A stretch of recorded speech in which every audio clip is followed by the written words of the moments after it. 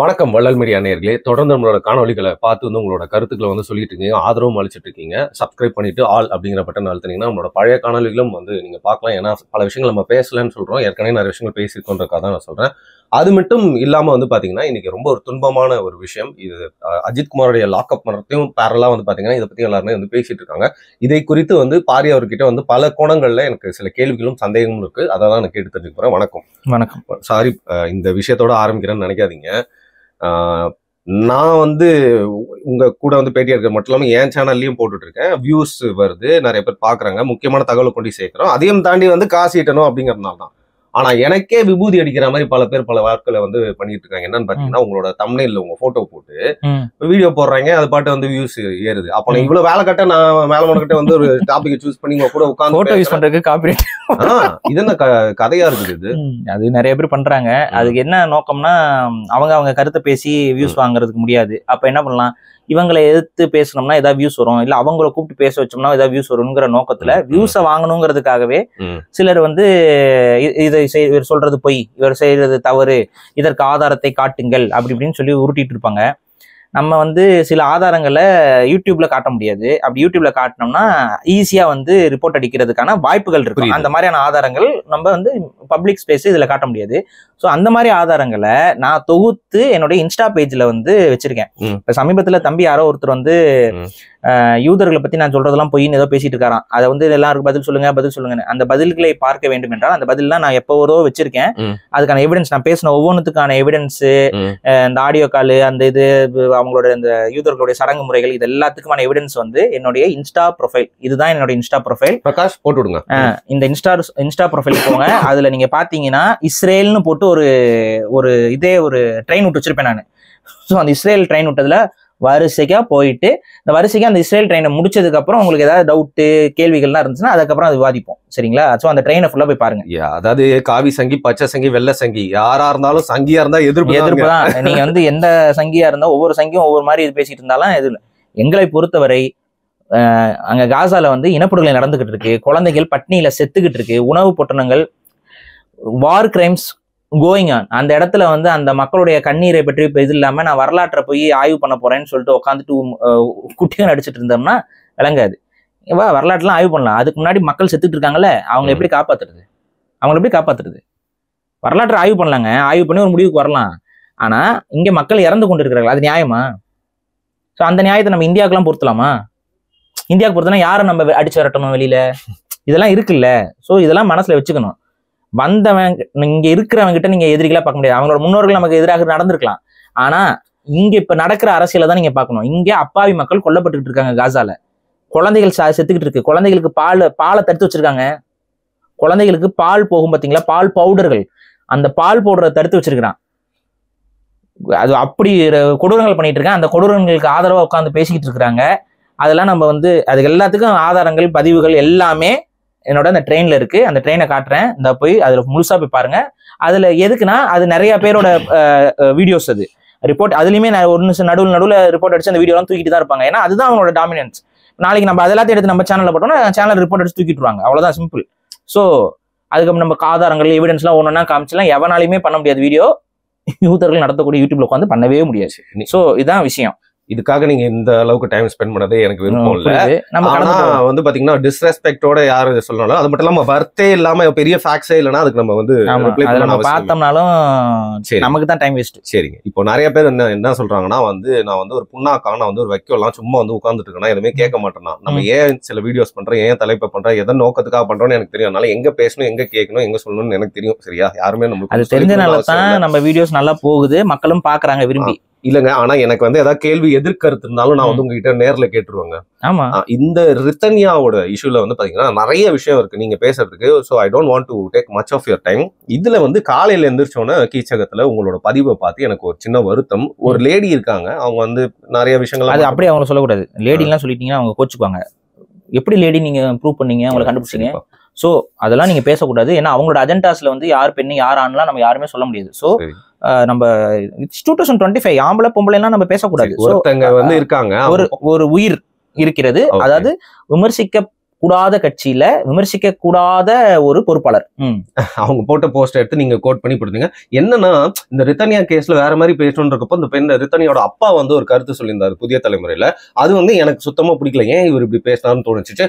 அதற்கு வந்து கொஞ்சம் ஆதரவு தெரிவிக்கும் விதமா நீங்க போட்டது வந்து ஏன் பாரி இதை வந்து கடந்து போயிருக்கலாம்ல, ஏன் இதை போட்டாரு, நம்ம இதை பத்தி பேசுறதுக்கு வந்து நிறைய விஷயங்கள் இருக்கு, ஏன் இதை போய் போட்டாரு அப்படின்னு தான் எனக்கு தோணுச்சு. அவங்க ஃபர்ஸ்ட் என்ன பதிவு போட்டிருந்தாங்கிறத பார்க்கணும். அவங்க என்ன பதிவு போட்டிருந்தாங்கன்னு பாத்தீங்கன்னா, இவனை யார அவங்க அப்பாவை, அவரோட வயசு என்ன அதிகமா தான் இருக்கும் கண்டிப்பா. இந்த இவனைன்னு சொல்ற அந்த பெண்மணியா எப்படி சொல்றதுன்னு தெரியல, அவங்களை எப்படி அவங்க ஐடென்டிஃபை பண்ணிக்கிறாங்கன்னு தெரியல. ஸோ அதை என்னன்னு அவங்களே தான் சொல்லிக்கணும். ஸோ வந்துட்டு அந்த நபர் ஒரு வயசு மூத்த ஒரு நபரை வந்து அவன் இவன் என்று ஒருமையில் பேசுகிறார். ஏன்னா ஒருமையில பேசுறதுலாம் அவங்க கட்சியில வந்து கிடையவே கிடையாதுல்ல. நம்ம எல்லாம் அவன் இவன்லாம் பேசிட்டோம்னா அது வந்து பெரிய இழுக்கு இல்லை. ஒரு வயசானவர் வந்து பாடாடுவார் அதுக்கெல்லாம். ஸோ அதுக்கும் சொல்லிடுறேன் நான். ஸோ அந்த பெண்மணி போட்டிருக்கிறாங்க. அவங்க என்ன போட்டிருக்காங்க, அவனின் மீது வழக்கு பதிவு பண்ணணும். யாரு பொண்ணை பறி கொடுத்துட்டு உட்காந்துட்டு அழுதுகிட்டு இருக்கிற அவங்க அப்பா மீது வழக்கு பதிவு பண்ணணும். இது யாருக்கு சாதகமான கருத்து? அந்த ஆண் குடும்பத்துக்கு அவங்களுக்கு சாதகமான ஒரு கருத்து. இவரையும் கைது போடணும்னு சொல்றதெல்லாம் ரொம்ப, இவரையும் கைது பண்ணணும், இவர் மேலேயும் வழக்கு போடணும்னு சொல்றதா. வழக்கு போடணும்னா என்ன, அதுக்கு என்ன வழக்கு போட்டா? ஏன்னா சிலர் சட்ட மேதைகள் வருவாங்க, வழக்கு போட வேண்டும் என்று தானே சொன்னார்கள், அவரை கைது செய்ய வேண்டும் என்று சொல்லவில்லை அப்படின்னு ஒரு குரூப் வரும். வழக்கு போட்டா அதுக்கு பொருள் என்னன்னா அவங்கள அரெஸ்ட் தான். அதுக்கு தான் வழக்கு போடுறது. சும்மாலாம் வழக்கு போட மாட்டாங்க. வழக்கு போட்டு என்ன வழக்கு பிடிப்பாங்களா? அப்படிலாம் கிடையாது. வழக்கு போட்டா அரெஸ்ட் பண்றது தான். ஸோ புரிஞ்சுக்கணும். அவங்கள கைது பண்ணணுங்கிற மாதிரி மறைமுகமா அந்த பெண் வீட்டாருக்கு அழுத்தத்தை கொடுப்பது யாருக்கு ஆதரவா செயல்படுவது?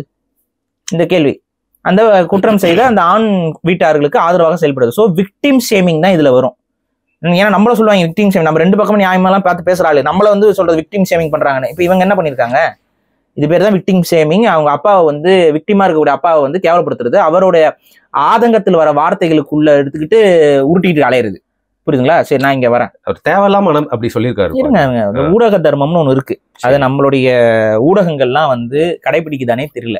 அவங்க அப்பா ஒரு கருத்து சொல்றாரு, தன்னோட பெண்ணோட இறப்பை பற்றி ஒண்ணு சொல்றாரு. அதுக்கு நீங்க என்ன மாதிரி டைட்டில் போட்டு அந்த அவங்க ஷேர் பண்ண இந்த டைட்டில்ஸ் எல்லாம் நீங்க போய் பாருங்க. ரொம்ப என்னமோ வக்கிரம் என்னமோ அந்த மாதிரி போட்டு அவங்க அப்பா பேசுனதை வந்து ப்ரொஜெக்ட் பண்றாங்க. அவங்க அப்பாவை வந்து ரொம்ப தப்பானவர் போல ப்ரொஜெக்ட் பண்றாங்க. சரி, நான் தான் அப்ப நம்ம டீகோட் பண்ணுவோம், படிப்படியா டீகோட் பண்ணுவோம். அவங்க அப்பா உண்மையானே தப்பானவரா அப்படின்னு சொல்லி. அவர் என்ன தப்பு செஞ்சாரு?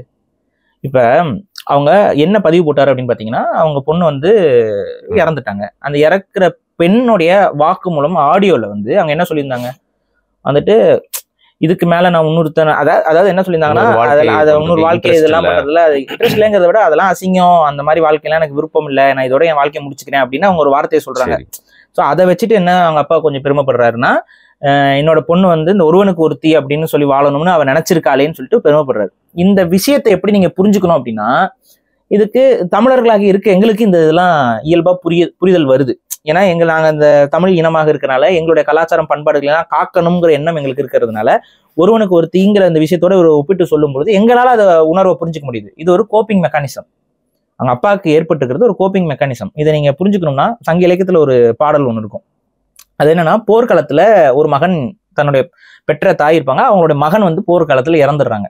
இறந்த மகனை பார்க்கறதுக்கு தாய் வந்து போர்க்களத்தை நோக்கி விரைந்து போறாங்க. அப்படி போகும்போது அவங்க மகன் வந்து குப்புறக விழுந்து கிடக்குறான்.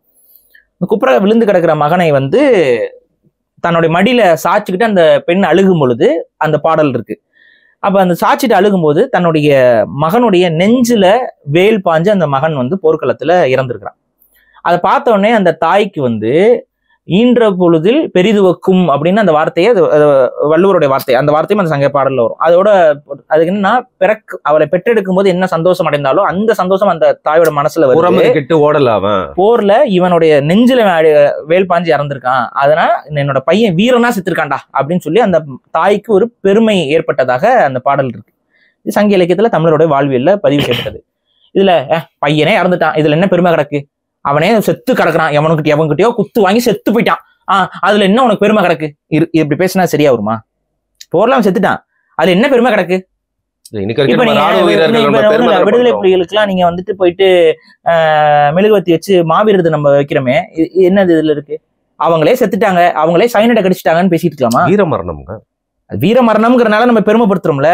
எதனால வீரமரணம்? ஒரு நியாயத்திற்காக, ஒரு நேர்மைக்காக, ஒரு காரணத்துக்காக தன்னை மாய்த்துக் கொள்வதை வீரமரணம்னு கருதக்கூடிய பண்பாடு தமிழர் பண்பாடு. ஆகவே தமிழர் எங்களுக்கு புரியும் அவங்க அப்பா எதை மீன் பண்றாருன்னு. தம் பொண்ணு கற்பொழுக்கத்தோட கடைசி வரைக்கும் இருந்தா, இவன் இல்லைன்னா வேற ஒருத்தனும் பார்த்துக்கிட்டு போற ஈவேரா பேத்தியா இல்ல அப்படிங்கிற ஒரு உளவியல் அந்த தந்தைக்கு ஒரு பெருமிதத்தை கொடுக்குது. பொண்ணு இறந்துருச்சுதான், திரும்ப அந்த பொண்ணு வராது. ஆனாலும் தான் பொண்ணு ஒழுக்கமானவள், நம்ம பொண்ணை நல்லபடியா வளர்த்துருக்குறோம், அவளோட சிந்தனை அந்த அளவுக்கு தூய்மையானதாக இருக்கு, என் பொண்ணு ரொம்ப நல்லவ அப்படிங்கிற அந்த பெருமை அந்த தகப்பனுக்கு இருக்கு. அதை ஒரு வார்த்தையில பதிவு செய்யறாரு. அது ஒரு ஆதங்கத்தின் வெளிப்பாடு. அந்த ஆதங்கத்தின் வெளிப்பாடாக அவர் சொல்ற ஒரு கருத்தை எடுத்துக்கிட்டு ஒட்டுமொத்த கேஸையும் குழப்புற வேலை இருக்குல்ல. அவங்க அப்பாவை தப்பு பண்ணாரு, அவர் மேல வழக்கு பண்ண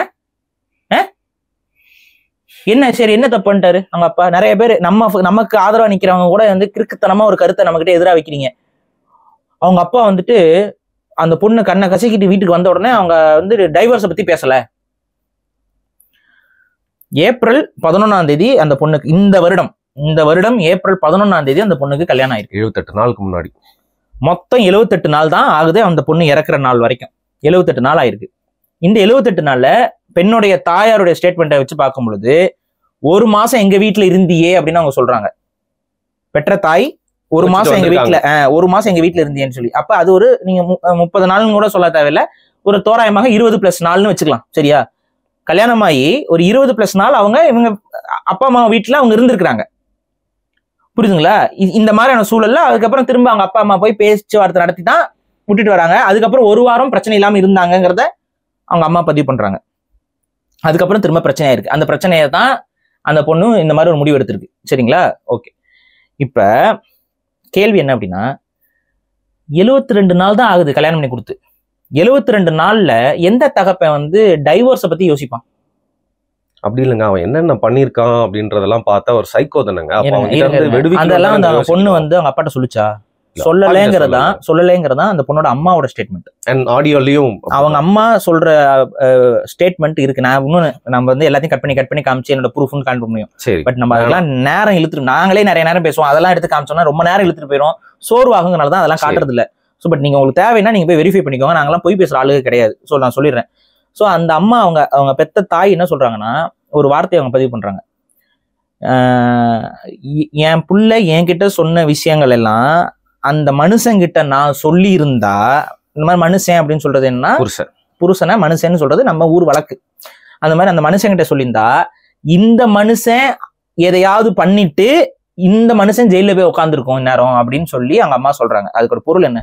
பழி வாங்கறதுக்காக கொலை கூட பண்ணிருப்பாரு. அவங்க பொண்ணுக்கு ஒரு பிரச்சனை நடக்குதுன்னு இந்த தகப்பனுக்கு தெரிஞ்சிருந்தா வெட்டி வீழ்த்திட்டு ஜெயிலுக்கு என் புருஷன் போயிருப்பாங்கிறத அவங்க அம்மா சொல்ற ஸ்டேட்மெண்ட்.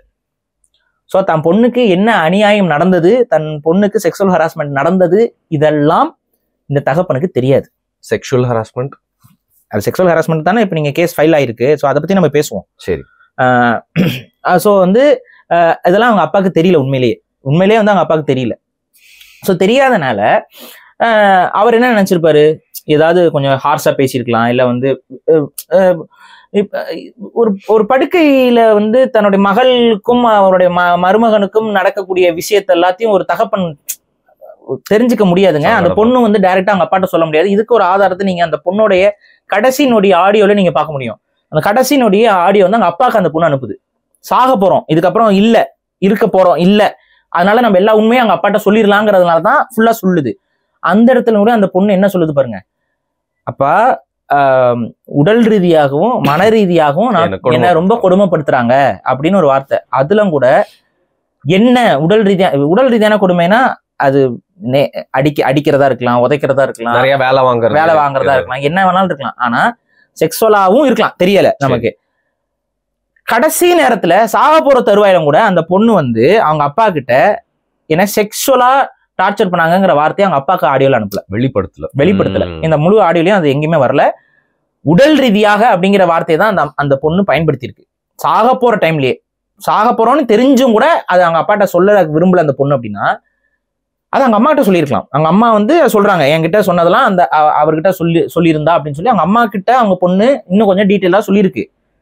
அவங்க அப்பா கிட்ட அதை சொல்லலை. ஸோ அவங்க அப்பாவுக்கு அது தெரியாது. ஸோ தெரியாம இருக்கும் பொழுது அவர் எப்படி நடவடிக்கை எடுத்துக்க முடியும்? எந்த தகப்பனும் பொண்ணை கல்யாணம் பண்ணி கொடுக்குறோம், அது இவ்வளவு வசதியா கட்டி கொடுக்குறோம் அப்படின்னா அதுக்கெல்லாமும் வரேன் நான்.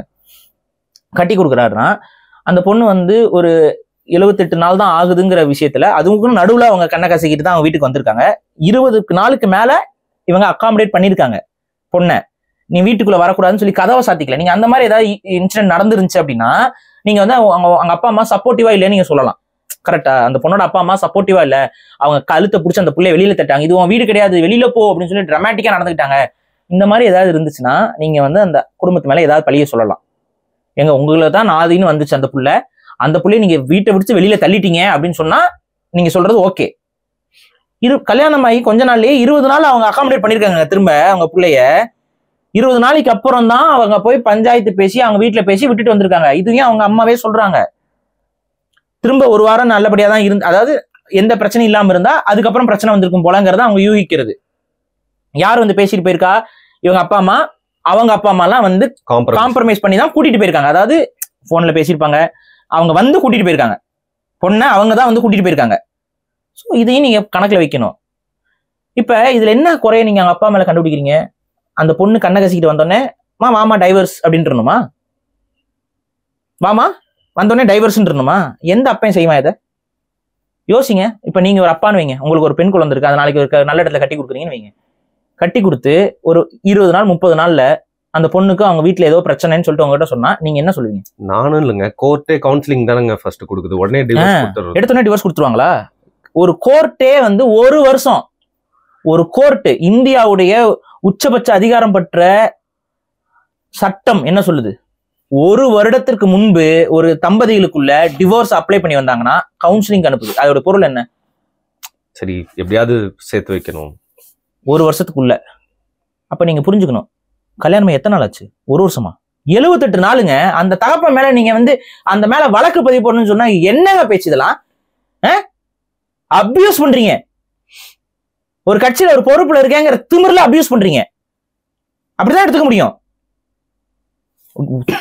பெத்த மகளை, பாசமா வளர்த்த மகளை, அவ்வளவு செலவு செஞ்சு கட்டி கொடுக்குற மகளை இழந்துகிட்டு வாடிட்டு இருக்க ஒரு தகப்பனை இப்படி கொச்சப்படுத்திட்டு போறீங்க எல்லாம்.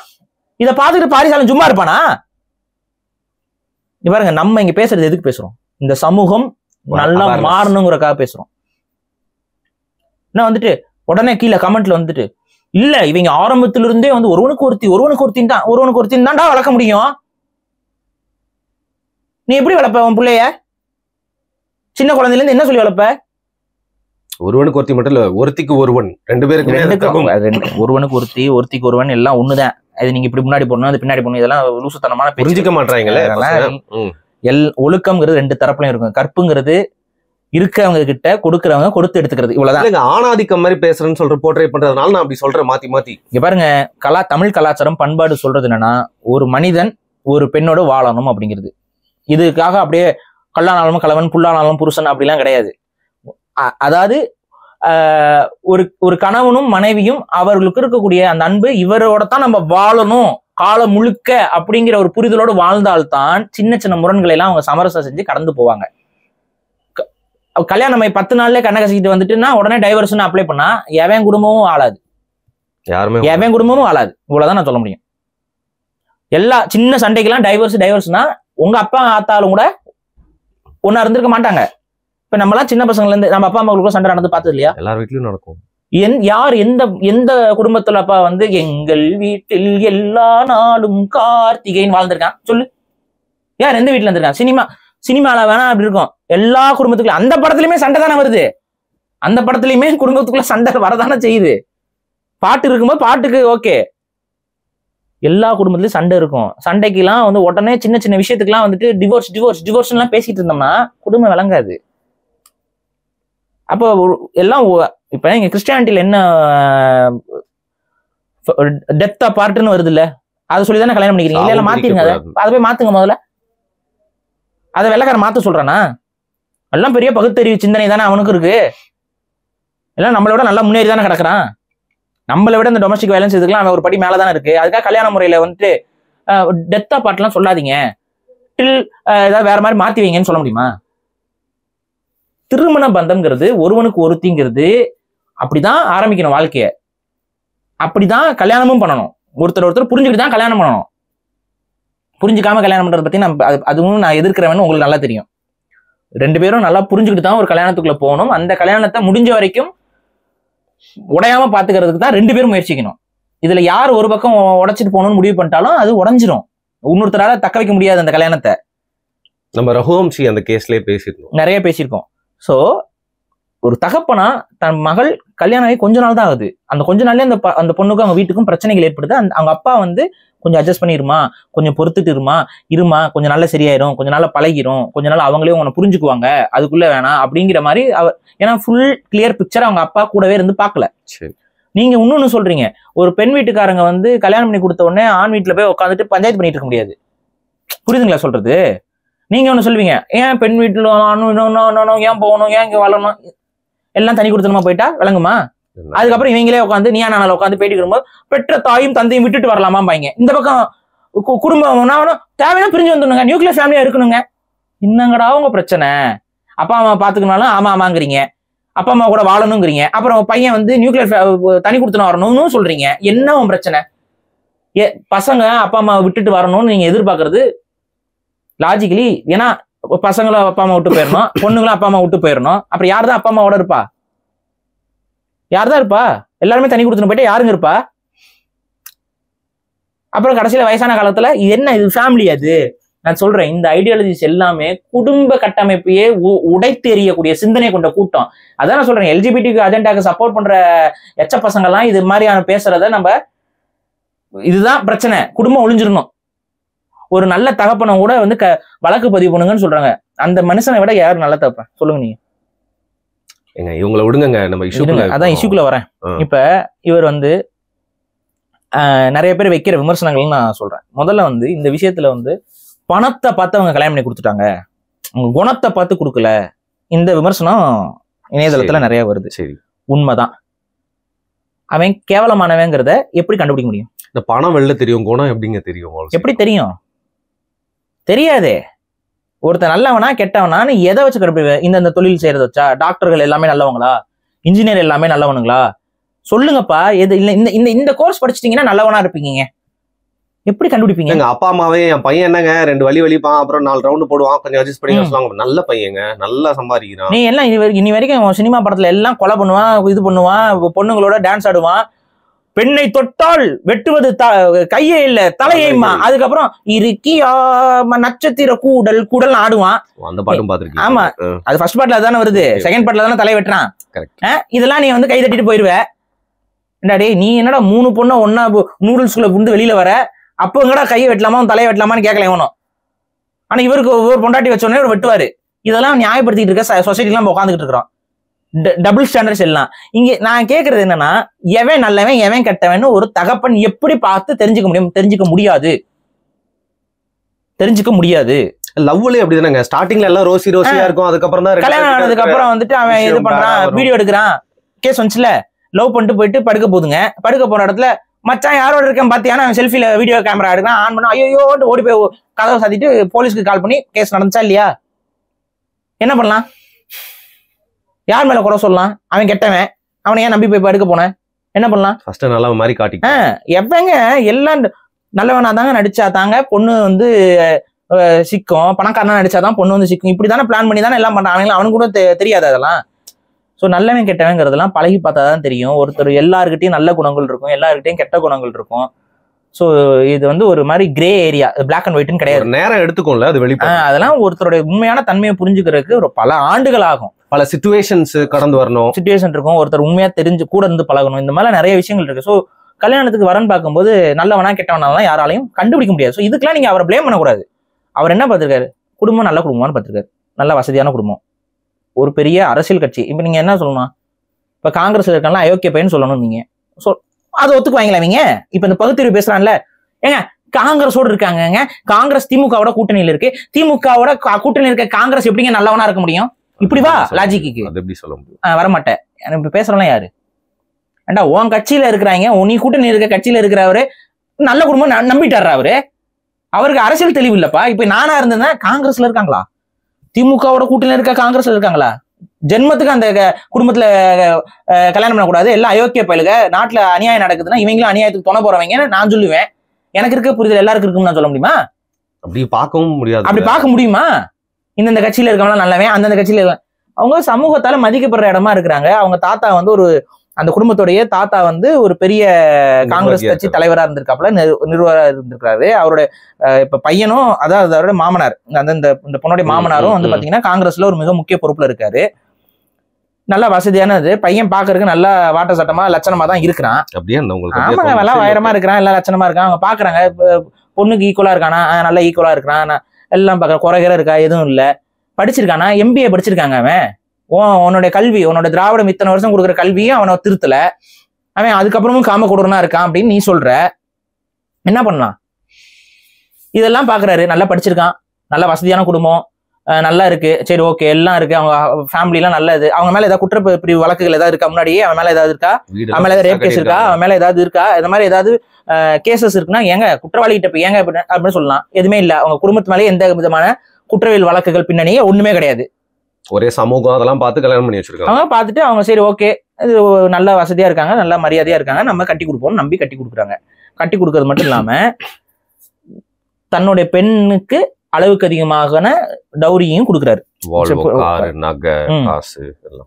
இப்ப இத வந்து வேண்டாம் அப்படின்னு அந்த பொண்ணு சொல்லிச்சா? அப்படியும் வரேன். ஏன்னா ஒரு பக்கம் எல்லாம் என்ன சொல்றீங்க, எப்படி இவ்வளவு காசு நகையெல்லாம் போட்டு ஏன் கட்டி கொடுக்குறீங்கன்னு வரீங்க. அந்த பொண்ணு வேண்டாம்னு சொல்லிச்சா? இல்ல, அதோட கல்யாண வீடியோஸ் இருக்கு, போய் பாருங்க. அதெல்லாம் வேண்டான்னு சொல்லிச்சா? எதுக்கு இப்ப இவ்வளவு ஆடம்பரமா கல்யாணம் அந்த பொண்ணு சொல்லிச்சா? ஏன்னா அதுக்கு அந்த பொண்ணுக்கு தான் வரப்போகுது அதெல்லாம். அப்ப ஆங்கிள் யோசிக்கணும். எந்த பொண்ணு தான் அப்பா கிட்ட இருந்து காசு வாங்க வேண்டாம்னு நீங்க பேசுறீங்க? இந்த டவுரி சிஸ்டம்ல எல்லாம் அப்பனை குறை சொல்ல கிளம்புறீங்களே, பொண்ணுகளை ஏன் குறை சொல்ல மாட்டேங்கிறீங்க? அப்பா நீ உன்னோட சேவிங்ல எனக்கு கொடுக்காதப்பா. இதுல ஒரு டாக் ஷோல வந்துட்டு ஹெலிகாப்டர்ல வந்து கல்யாணம் பண்ணலாம் பேசுறீங்கல்ல, இன்ஹெரிட் அவங்க தானங்க பண்ணுவாங்க. அப்பா அது தாங்க, எனக்கு நீ காரு கொடு இல்ல அவங்க கேக்குறாங்க வேண்டான்னு சொல்லணும்ல. யார் சொல்லணும்? இப்படிலாம் எங்க அப்பா கிட்ட இருந்து புடுங்கணும்னு இப்பவே நினைக்கிறாங்க. இந்த குடும்பத்துல எனக்கு வேண்டாம் அப்படின்னு சொல்லி அடம்பிடிச்சிருக்கலாம்ல, பண்ணாங்களா? அதை பண்ணுங்க பெண்கள், அதை பெண்கள் பெண்ணியவாதிகள், அதை சொல்லிக் கொடுங்க பெண்களுக்கு. அது என்னங்க இது? எல்லா தப்பும் வந்து பசங்க மேல ஆம்பளை மேலேயே போட்டுட்டு இருக்கீங்க. பசங்க கேட்கறான், நீ ஏன் கொடுக்குற? நீ சொல்ல வேண்டியதானே, நீ பொண்ணு தானே, பெண்கள் சொல்ல வேண்டியதானே, அவங்க அம்மா இருக்காங்க எல்லாரும் சொல்ல வேண்டியதானே. இன்னும் நான் சொல்லவா, இந்த டௌரியில வந்து அதிகமா ஆர்வப்படுறது பெண்களா ஆண்களா? ஆர்வப்படுறதா? கேட்கறதுலயும் இந்த பேச்சுவார்த்தை அதிகமா எல்லா குடும்பத்திலையும் தெரியும். யாரு கேட்பா? அம்மாக்கள். ஏன் யார் மேல பழிய போடலாம்? ஏங்க நான் தான் சொல்றேன்ல, பெண்களை பொறுத்த வரைக்கும் ஆண்கள் ஒரே மாதிரி தான் எல்லா பக்கமும் யோசிப்போம். பெண்கள் அப்படி கிடையாது. பெண்கள் மருமகளா ஒரு மாதிரி இருப்பாங்க, மாமியாரா ஒரு மாதிரி இருப்பாங்க, அம்மாவா ஒரு மாதிரி இருப்பாங்க, நாத்தனாரா ஒரு மாதிரி இருப்பாங்க. அவங்களோட லாஜிக்கு, அவங்களோட அளவுகோல்கள் எல்லாம் அதுக்கு தகுந்த மாதிரி அட்ஜஸ்ட் ஆகிட்டே இருக்கும். புரியுதுங்களா? அவங்களே கான்ட்ரிபியூட் ஆவாங்க. அவங்க வீட்டுக்கு ஒரு மாதிரி நடந்துக்குவாங்க, இவங்க வீட்டுக்கு ஒரு மாதிரி நடந்துக்குவாங்க. அவங்க இது பெண்களுடைய உளவியல். இந்த உளவியெல்லாம் புரிஞ்சவர்கள் தான் தமிழர்கள். அதுக்கு தகுந்த மாதிரி தான் நம்ம கலாச்சார பண்பாட்டு கூறுகளை உருவாக்கி வச்சிருக்கிறோம். இன்னொன்னு, இந்த டௌரி சிஸ்டம்ங்கிறதுல தமிழர்களுடைய பார்வை என்னங்கிறதையும் நம்ம இதுல கொஞ்சம் சின்னதா பாத்துக்கணும். என்னன்னா, நம்ம விவசாய சமூகம், ஒரு விவசாய சமூகமா இருக்கக்கூடிய மக்கள் வந்து அவங்களுடைய அடிப்படை சொத்துங்கிறது என்ன? நிலங்கள். இந்த நிலத்தை எப்படி அவங்க எடுத்திருப்பாங்க? அது ஒரு காலத்துல காடா இருக்கும், அந்த காட்டெல்லாம் அழிச்சு நிலமா மாத்தி இந்த நிலத்துக்கான உழைப்பை போட்டு அவங்க நிலமா எடுத்திருப்பாங்க. இந்த நிலத்தை வந்து தன்னுடைய மகனுக்கு விட்டுட்டு போவாங்க. அவன் அந்த இடத்துல விவசாயம் பண்ணுவான், அவன் தன்னுடைய மகனுக்கு விட்டு போவான். இப்படிதான் தலைமுறை அந்த நிலத்துல அந்த மக்கள் வந்து விவசாயம் பண்ணிட்டே வருவாங்க. அந்த நிலத்தின் மீது அவங்களுக்கு உரிமை உண்டு. இந்த நிலத்துக்கு எவனாவது ஒருத்தர் அந்நிய வந்து படையெடுத்து வந்தானா இந்த நிலத்தை காப்பாத்துறதுக்காக தன் உயிரை துச்சமென இது பண்ணி போருக்கு போய் அவங்க சாவாங்க. இதுதான் தமிழர்களுடைய வாழ்வியல் முறை. இப்ப இங்க தமிழர்கள் பெண்களுக்கு மதிப்பு கொடுத்தாங்க, பெண்களும் வாரிசுகளாக கருதுனாங்க. ஆனா பெண்களுக்கும் இந்த நிலத்தை பிரிச்சு கொடுத்தா அந்த நிலத்துல யார் வருவா? அந்த ஆண் தான் வருவான். அவங்க வந்தாங்க. அவன் எப்படி? அவன் வேற ஊர்ல இருந்து கல்யாணம் பண்ணி கொடுக்கும் பொழுது, ஏன்னா ஒரே ஊர்ல கல்யாணம் பண்ணி கொடுத்தீங்கன்னா என்ன ஆகும்? ஜெனட்டிக்கல் பாட்டில் ஆகி நம்ம இனம் ஆரோக்கியமற்ற இனமா மாறிடும். அதனால அன்னைக்கெல்லாம் இன்பிரீடிங் எல்லாம் பண்ண மாட்டாங்க, பக்கத்துல வச்சுக்கிட்டு இருக்க மாட்டாங்க. அவர் எப்படி வந்து இங்க விவசாயம் பண்ணுவாரு? பிரச்சனை தான், பண்ண முடியாது, அவரால் பண்ண முடியாது. விவசாய நிலம் என்ன ஆகும்? அப்ப நிலங்களை பெண்களுக்கு கொடுக்க முடியாதுங்கிற ஒரு அறிவு தமிழர்களுக்கு வந்துருச்சு. அப்பதான் அவங்க என்ன முடிவு பண்றாங்கன்னா, ஆண்களுக்கு அசையா சொத்துக்கள், அசெட்ஸ், இன்மூவபிள் அசெட்ஸ் எல்லாம் ஆண்களுக்கு, மூவபிள் அசெட்ஸ் எல்லாம் பெண்களுக்குன்னு ஒரு முடிவுக்கு வந்தாங்க. அதனால தான் நகைகள், ஆபரணங்கள், வீட்டு உபயோகப் பொருட்கள், வண்டி, வாகனங்கள் எல்லாம் பெண்களுக்கு கொடுத்து அனுப்புறது. நகர்றது எல்லாமே எல்லாமே மூவபிள் அசெட்ஸ். கோல்டு, கன்வெர்ட்டபிள், இதெல்லாம் இன்னைக்கு நம்ம சொல்றோம். அன்னைக்கு வந்து நகைகள், ஆபரணங்கள், அது போக பாத்திரங்கள், வீட்டுக்கு தேவையான பொருட்கள், அப்புறம் வாகனங்கள். அன்னைக்கு வந்து மாடு, ஆடு, இதெல்லாம் மூவபிள் அசெட்ஸ். இதெல்லாம் கொடுத்து அனுப்பிடுவாங்க. அப்ப சொத்து தான், சொத்துல ஒரு பங்கு, இதுவும் சொத்து தான், சொத்துல ஒரு பங்கு. ஆனா மூவபிள் அசெட்ஸ் இதை கொடுத்து அனுப்பிடுவாங்க. அந்த இது மூலமா அந்த பெண்ணுடைய சொத்துக்களாக கருதப்படும். சரி, இன்மூவபிள் அசெட்ஸ் நம்ம வச்சிருந்தோம். இதுல ஏதாவது பிரச்சனைக்குரிய சிஸ்டமா இது? நல்லா யோசிச்சு பண்ணிருக்காங்க. ஏன்னா இதுதான் ஒரு நில உடைமை சமூகம், ஒரு நிலத்துல விவசாயம் செய்த சமூகம், ஒரு விவசாயத்தை முதுகெலும்பாக கொண்ட உருவான நாட்டுல உருவான கலாச்சாரம் இப்படிதான் உருவாகும். வேற இதுல ஒரு மிஸ்டேக் எல்லாம் இல்லவே இல்லை. இது தப்பான ஒரு விஷயம் கிடையாது. நிலமெல்லாம் ஆண்களுக்கு மட்டுமா அப்படின்னா பெண்கள் வேற இடத்துல கல்யாணம் பண்ண முடியாது. அப்புறம் புரியுதா? அப்படி வேற ஒருத்தன் கல்யாணம் பண்ணா அவன் இங்க வந்து விவசாயம் பண்ண முடியாது. அப்ப இந்த நிலம் எப்படி விவசாயம் செய்யப்படும்? அவன் ஊரு விட்டு எப்படி வருவான்? எப்படி அடுத்த நிலத்துல இவன் எப்படி விவசாயம் பண்ணுவான்? புரியுதா? லாஜிக்காவே எல்லாம் கரப்ட் ஆயிரும். இதெல்லாம் கொஞ்சம் யோசிக்கணும். இந்த மூளை இல்லாம பேசக்கூடாது. இதனால தான் அசையும் சொத்துக்கள் பெண்களுக்கு தமிழ் சமூகத்துல நகைகளையும் ஆபரணங்களையும் பெண்களுக்கு கொடுத்து அனுப்புறது காலங்காலமாக இருக்கக்கூடிய ஒரு வழக்கம். புரியுதுங்களா? இதுதான் இவங்களுக்கு வசதி இருக்கு, செஞ்சிருக்காங்க, அவ்வளவுதான் விஷயம். இப்ப இதுல டிமாண்டிங்கிறது தவறு.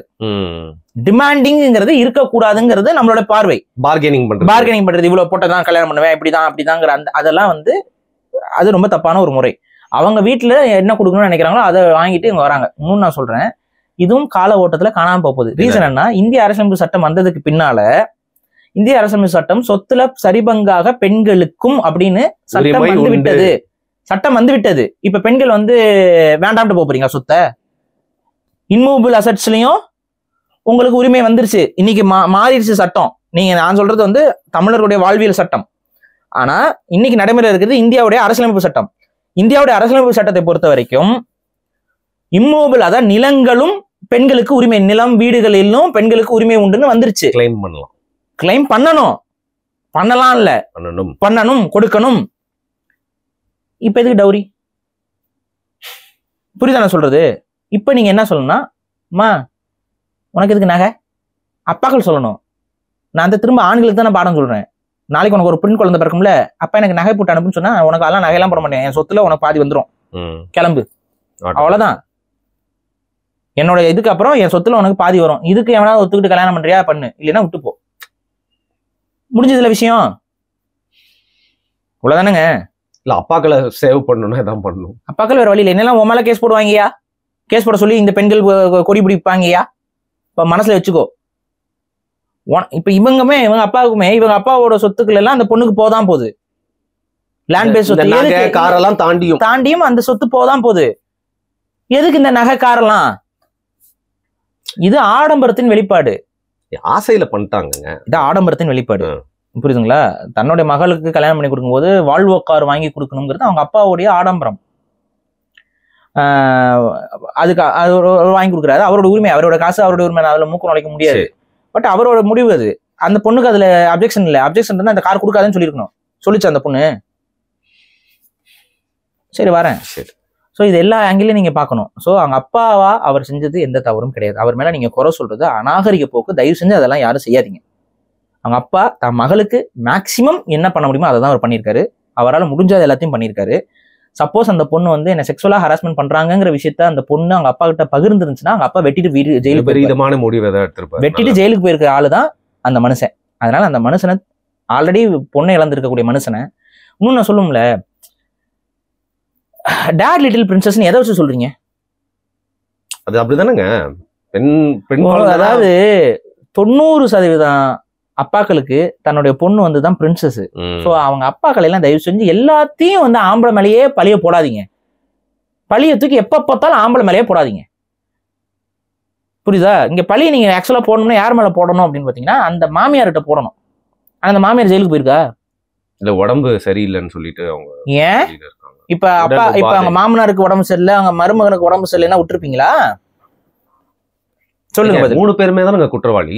ஏன் அரெஸ்ட் பண்ணல? இப்ப வரைக்கும் ஏன் வெளியில இருக்காங்க? What is the reason? ஏன் இப்படி கேக்குறீங்க? ஏங்க அரெஸ்ட் பண்ணல? அந்த பொண்ணு தெளிவா சொல்லுது இல்ல, 3 பேருமே குற்றவாளிகள் சொல்லுது. 2 பேரை நீங்க ஆம்பளைகளை அரெஸ்ட் பண்ணிட்டீங்க, பொம்பளை மட்டும் ஏன் விட்டீங்க? இதுக்கு நீ கோச்சிருக்கணும், இதுக்கு நீ கோபப்பட்டிருக்கணும். பெண்ணியவாதி என்ன பெண்ணை மட்டும் எப்படி நீ விடலாம் கேட்டிருக்கணும்.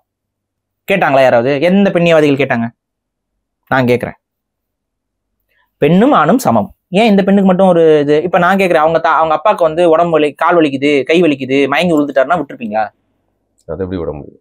அவருடைய பையனுக்கு வந்து கால் வலிக்குது, கை வலிக்குதுன்னு ஏதாவது சொல்லியிருந்தா விட்டுருப்பீங்களா? அதே காரணத்தை காட்டி எப்படி நீங்க ஒரு பெண்ணை மட்டும் விட்டீங்க? அப்ப ஆணுக்கு பெண் சமம் இல்லையா? இல்லையா? சமமா இல்லையா?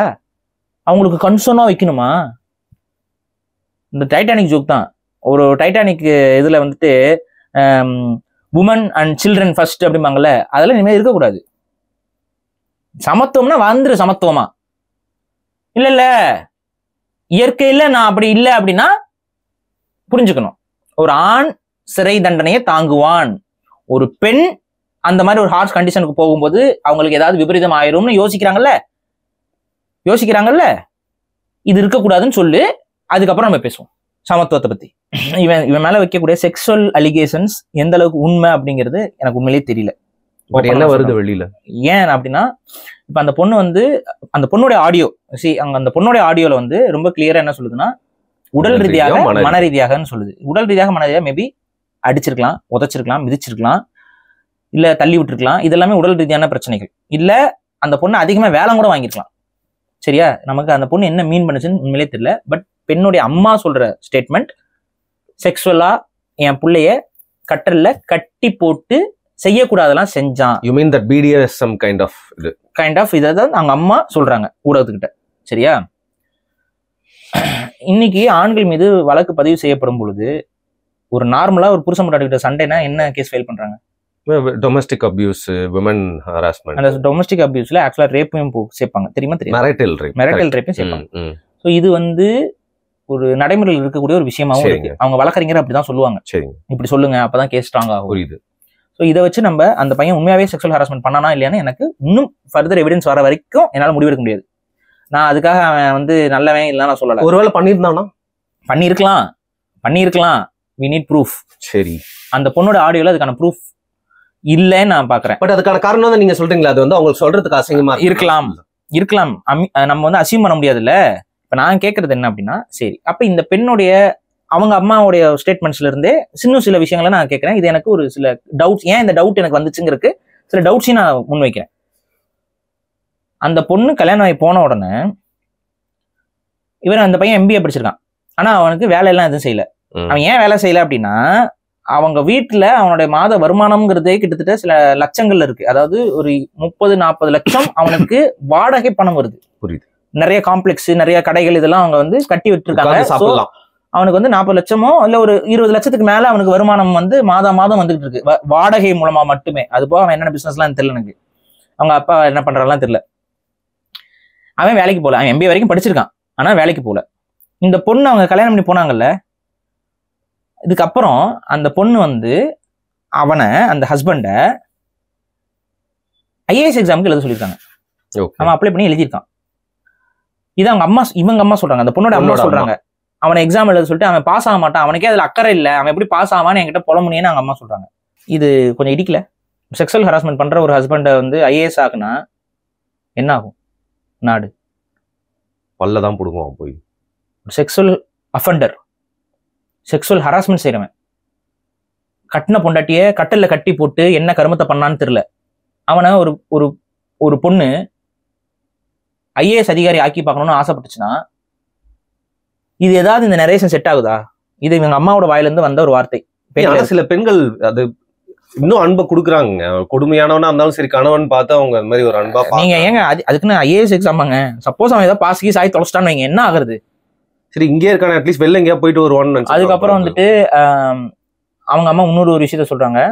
ஏதோ ஒரு டூரிஸ்ட் ஸ்பாட்டுக்கு போறாங்களாம். அங்க டூரிஸ்ட் ஸ்பாட்டுக்கு ஏதோ ஒரு கோயிலோ ஏதோ ஒரு ட்ரெக்கிங் மாதிரி போயிருக்காங்க போல. போனோடனே அங்க மேல ஒரு பொண்ணை பார்த்துட்டு அவன் போயிட்டான், என் பொண்ணு அங்க இருந்து தனியா வந்துச்சு அப்படின்னு அவங்க பதிவு பண்றாங்க. ஸோ அவன் வந்து ஒரு செக்ஷுவல் அஃபண்டர், வேற ஒரு பொண்ணோட போற இல்லீகல் அஃபேர் வச்சிருக்கக்கூடிய ஒரு நபர். இவனை போய் எதுக்கு இந்த உங்க பொண்ணு வந்து படிக்கணும், நீ வந்து எக்ஸாம் எழுது, IAS எக்ஸாம் எழுது அப்படின்னு சொல்லணும்? இந்த கேள்வி எனக்கு உண்மையிலேயே, அதையும் இவங்க வாயில தான் சொல்றாங்க. அவன் எக்ஸாம்லாம் எழுதிட்டு வந்தான்னு சொல்றாங்க. மாப்பிள்ள வந்து எக்ஸாம்லாம் எழுதிட்டு வந்தான் அப்படிங்கிறாங்க. ஸோ இந்த இடத்துல எனக்கு ஒரு டவுட் இருக்கு. ஆனா எனக்கு இடிக்கல பாரு. ஏன் சொல்றேன்னா, பெண்கள் நிறைய பேர் இந்த மாதிரி சப்மிசிவா ஆண்கள் பண்ற இந்த கொடுமையெல்லாம் ஏத்துக்கிட்டும் நல்லவங்களா சரி திருந்திடுவான் மாறிடுவான் நம்ம புருஷன் அப்படின்னு பாக்குறாங்க. அந்த மாதிரி ஆட்கள் இருக்காங்க. லாங் டேர்ம்ல பேசிட்டு இருக்கீங்க நீங்க. கல்யாணம் எத்தனை நாளுங்க ஆச்சு? ஏன் 3 மாசம் கூட ஆகல. லாங் டேர்ம்ல நடக்கிற விஷயத்த நீங்க சொல்லிட்டு இருக்கீங்க. அந்த பொண்ணு அப்படிலாம் பண்ணணும் சொல்லுங்க. I have no idea. இதெல்லாம் காவல்துறை தான் யோசிக்கணும். நான் என்னோட சந்தேகத்தை முன்வைக்கிறேன், அவ்வளவுதான். ஏன்னா ஒரு செக்ஷுவல் அஃபெண்டருக்கு எதுக்கு அவனை வந்து ஐஏஎஸ் அதிகாரியா மாத்தி பார்க்கணும் அப்படிங்கிற எண்ணம் அந்த பெண்ணுக்கு இருந்துச்சு. ஒண்ணு. ரெண்டாவது, என் கணவனுக்கு பிசினஸ் வச்சு கொடுங்கன்னு சொல்லி அந்த பொண்ணு கேட்டதாகவும் அதுக்கான வேலைகளை நாங்கள் செய்ததாகவும் அவங்க அம்மாவே பதிவு பண்றாங்க. யார்? பொண்ணோட அம்மா. பொண்ணோட அம்மாவே பதிவு பண்றாங்க. இது என்ன? என்னோட அசம்சன் நான் சொல்றேன். இது என்னோட அசம்சன் தான். அவங்களோட பேட்டிகளை வச்சு நான் புரிஞ்சுக்கிற விஷயத்த என்னோட பார்வையை நான் சொல்றேன். இந்த பொண்ணு கல்யாணம் ஆகி அங்க போயிருக்கு. அந்த பையன் வந்து வேலைக்கு போல, படிச்சிருக்கான், வேலைக்கு போல. சோ அவன் முழுக்க முழுக்க யார் பேச்சு கேட்பான்? அம்மா அப்பா பேச்சு தான். அவங்க அம்மா அப்பா பேச்சை கேட்பான். இந்த பொண்ணு கல்யாணம் ஆகி அங்க போன உடனே அவன் அவங்க அம்மா அப்பா பேச்சையே கேட்டுட்டு இருக்கான்.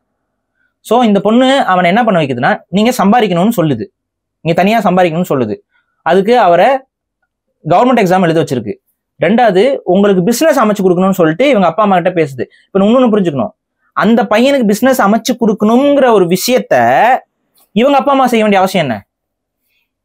ஏன்னா தனி கால்ல நின்னு அவன் ஆல்ரெடி அவனுக்கு லட்சக்கணக்கில் வருமானம் வந்துட்டு இருக்க ஒரு ஆளுங்க. அவன் புரியுதுங்களா சொல்றதுக்கு? அவனுக்கு வால்வோ கார்லாம் நீங்க தான் வாங்கி கட்டி, அவன் ஒன்னும் இல்லாத ஆள் கிடையாது. அவன் பெரிய கோடீஸ்வரன். அவன் 4 கோடிக்கு வீடு கட்டி வச்சிருக்கான். அவன் தனியா சம்பாதிக்கணுங்கிற எண்ணம் இந்த பொண்ணுக்கு ஏன் வருது? ஏன்னா உங்களுக்கு புரியலங்க, தனி கால்ல நிக்கணும். என்னதான் தனி கால்ல அவன் நிக்கணும்னு ஏன் என்ன வருது? ஐடென்டிட்டி இருக்கணும்ல அவனுக்கு. உண்மையை சொல்லுங்க, தனிக்கால ஹஸ்பண்ட் நிக்கணுங்கிற எண்ணம் ஒரு பெண்ணுக்கு ஏன் வரும்? அவங்க அப்பா அம்மா பேச்சை கேட்க கூடாதுன்னா வரும். ஓவரா அப்பா அம்மா பேச்சை கேட்டுட்டு எல்லாத்துக்கும் நாமாஞ்சாமி போட்டுட்டு இருக்கான் அப்படின்னா, தான் ஹஸ்பண்ட கொஞ்சம் ஐசோலேட் பண்ணி கொண்டு வரதுக்கு ஒரு பெண்ணுக்கு இருக்கக்கூடிய ஒரே ஆயுதம் என்ன? அவனை பொருளாதார ரீதியா நீ தனியா வா, நீ உனக்குன்னு ஒரு வட்டத்தை இரு, அப்பதான் உனக்கு மரியாதை இருக்கணும். அது என்ன வேற காரணம் வேலை இருக்கலாம். அப்ப அந்த பொண்ணு கல்யாணமாயி போய் இந்த 78 நாள்ல, ஓகேங்களா, அதுல ஒரு 30 நாள் இல்ல ஒரு 20 நாள் ரிமூவ் பண்ணிருங்க. மிச்சம் இருக்கிற நாள்ல அவன் ஐஏஎஸ் எக்ஸாம் எழுதுறதுக்கு அப்ளை பண்ண சொல்லியிருக்கு. அதன் பேர்ல அவன் போய் அதையும் செஞ்சிருக்கான். அட்டெம்ப்ட் பண்ணிருக்கான். ஆனா அவன் பாஸ் ஆக மாட்டான்னு அந்த பொண்ணு வந்து சொல்லியிருக்கு. அவனுக்கு தான் இன்ட்ரெஸ்ட் இல்ல, படிக்காம ப்ரிப்பேர் பண்ணாம எப்படி போய் எழுதுனா அவன் எப்படி பாஸ் ஆவான்? சரி, ஓகே. ரெண்டாவது, அந்த பொண்ணு என்ன சொல்லியிருக்கு அப்படின்னு பாத்தீங்கன்னா, என்னோட ஹஸ்பண்டுக்கு நீங்க பிசினஸ் வச்சு கொடுக்கணும் அவங்க அப்பா அம்மா கிட்ட வந்து பேசிட்டு போனதாக அவங்க அம்மா பதிவு பண்றாங்க. ஸோ அதுவும் என்னன்னா, பிசினஸ் வச்சு அப்ப பொருளாதார ரீதியா தன்னுடைய ஹஸ்பண்டை வந்து செல்ஃப் சஸ்டெயின்டா மாத்தணுங்கிற எண்ணம் அந்த பெண்ணுக்கு இருந்திருக்கிறது கல்யாணமாயி போன 78 நாளுக்குள்ள. ஸோ இது என்னன்னு மக்களோட பார்வைக்கு நான் விட்டுறேன். இத்தனைக்கும் வசதியானவன், அவன் ஒரு செக்ஷுவல் அஃபெண்டர்னு வச்சுக்குவோம்.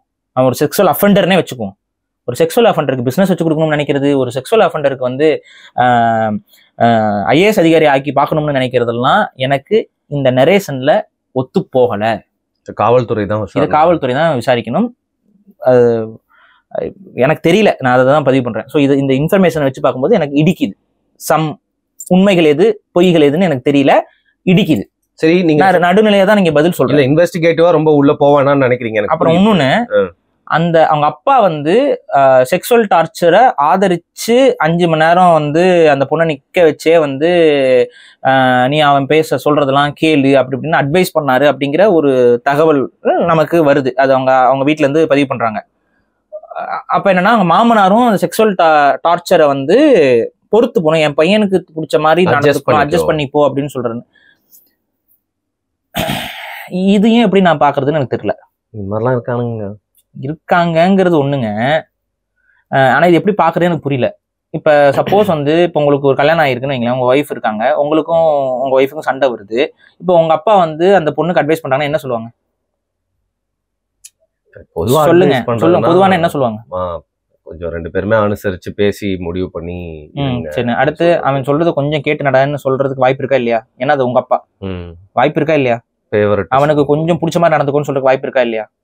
இதெல்லாம் இயல்பாவே நடக்கிற விஷயங்கள். ஆனா இதுல இந்த செக்ஸுவல் அஃபெண்ட் விஷயம் உள்ள வருதா, எனக்கு இடிக்குதுங்க. நான் திரும்ப சொல்றேன்னா, எல்லா பிரச்சனையிலையும் ஆம்பளைங்க ரொம்ப கெட்டவங்க, பெண்கள்லாம் எல்லாருமே நல்லவங்க அப்படிங்கிற மாதிரியான ஒரு ப்ரீ ஜஸ்டிஸோட எல்லாத்தையும் நம்ம அணுக முடியாது. I don't care bro. இந்த பொண்ணு தான் ப்ரோ இப்போ செத்துருக்கு. இந்த பொண்ணுக்காக தான் என்னால இப்போ ஃபீல் பண்ண முடியும். அது புரியுதுங்க. விக்டிம் இஸ் த விமன், அதுல எனக்கு மாற்றுக்கிறதே கிடையாது. ஆனாலும் எல்லாத்தையும் நாம பார்க்கணும்.